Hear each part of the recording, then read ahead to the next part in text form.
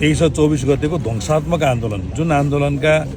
रचनाकारहरू स्वयं अहिलेका प्रधानमन्त्री बालेन, गृहमन्त्री सुदन लगायतका व्यक्तिहरू जो यसका रचनाकारहरू थिए, उनीहरूले लेखेका स्ट्याटसका कारणले सिंहदरबार जलेका छन् र उनीहरूले आह्वान गरेको डिस्कटबाट अपराधिक गतिविधि भएको छ। हाम्रो सम्पत्तिहरू नष्ट भएका छन्, राष्ट्रिय सम्पदाहरू ध्वस्त भएको छ, प्रहरी चौकी जलेको छ, प्रहरीहरू मारिएका छन्। 77 जना मध्ये 23 जना 19 जना आन्दोलनकारी, 6 जना प्रहरी र अन्य व्यक्तिहरूको हत्या भएको परिस्थिति जुन सिर्जना भएको छ। र कार्की आयोग एउटा एकदम बदनीयतपूर्ण ढङ्गले बनेको छ, किनभने गौरीबहादुर कार्कीजीले ट्विटमा आफूलाई प्रस्तुत गरिसकेका थिए र उनले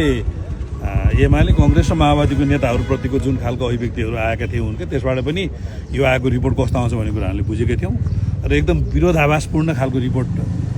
उहाँले बुझाउनु भएको छ। हाम्रो पार्टीको अध्यक्षज्यू र रमेश लेखकजीलाई लापरवाही गरेको,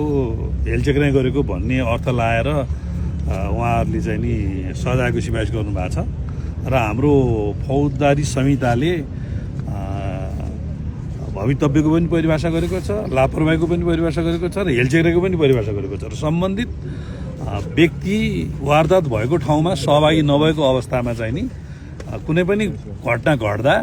लापरवाही अथवा हेलचेक्राइ भन्न मिल्दैन। त्यो कुरा चाहिँ नि न्यायाधीश भइसकेको उच्च अदालतको चर्चित न्यायाधीशको आयोगले त्यो सिफारिस गरेको छ। अब विज्ञानजी लगायतका साथीहरू अख्तियारको आयुध खान पाउने लोभमा आफ्ना धेरै सहयोद्धाहरूमाथि उहाँहरूले दुःख दिने नियतले सुरक्षा निकायका साथीहरूलाई पनि दुःख दिनुभएको छ र क्याबिनेट नेपालमा पहिलोचोटि यसरी प्रयोग भयो कि क्याबिनेटले चाहिँ नि मुद्दा चलाउने निर्णय गरे। एउटा जिल्ला प्रहरी कार्यालयले गर्ने अधिकार चाहिँ क्याबिनेटले प्रयोग गरेको छ र त्यो पनि कति विभेदपूर्ण छ भने राजनीतिक दलका नेताहरूलाई चाहिँ नि आयोगको तुरुन्त कार्यान्वयन गर्ने आयोगको रिपोर्ट प्रतिवेदन र प्रहरी प्रशासन अथवा चाहिँ नि सुरक्षा निकायका साथीहरूले चाहिँ पुनः छानबिन गर्ने, यो खालको एउटा बदनीयतपूर्ण ढङ्गले चाहिँ उहाँहरूले निर्णय गर्नुभएको छ। अर्को कुरा चाहिँ नि नेपालको इतिहासमा पहिलोपटक क्याबिनेटको निर्णयको हवाला दिँदै गृह मन्त्रालयले चाहिँ पत्रपूर्ति जारी गर्यो र बिदाको दिन राति 4 बजे नै उहाँहरूले गिरफ्तार गर्ने योजना किन बनाउनु भयो भन्दाखेरि चाहिँ नि अदालतले छुट्ने स्थिति हुँदाखेरि पनि कमसेकम 24 घण्टा 26 घण्टा 28 घण्टा भयो भने थुन्न पाइन्छ भन्ने मनसाय त्यहाँ देखिन्छ र यो चाहिँ एउटा लोकतन्त्रमाथिको एउटा चाहिँ हमला हो र पूर्ण रूपले प्रतिशोधपूर्ण व्यवहार हो र 24 गतिको घटनालाई जुन ढङ्गले कार्की आयोगले लुकाएको छ, 24 घटनामा चाहिँ स्कुल ड्रेस लगाएर बच्चाहरूलाई त्यहाँ पठाउनेदेखि लिएर 2324 गतिको समग्र घटनामा डिस्कटको प्रयोग गरेर चाहिँ नि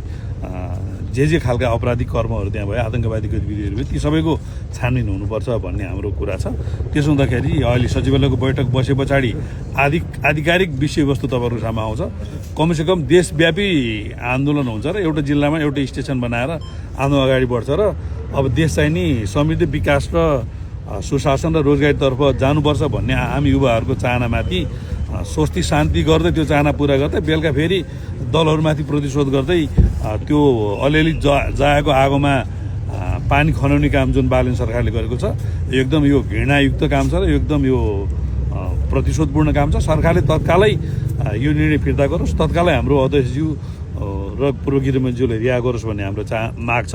र कार्की आएको प्रतिशोधपूर्ण रिपोर्टलाई चाहिँ नि हामी स्वीकार गर्छौँ। त्यसो भएको हुनाले अहिलेको सचिवालयको बैठक पछाडि थप औपचारिक कुराहरू तपाईहरु जस्तो कांग्रेस चाहिँ मौन छ, तपाईहरु चाहिँ सडक र सदनले बताउने कांग्रेसको कुरा छ।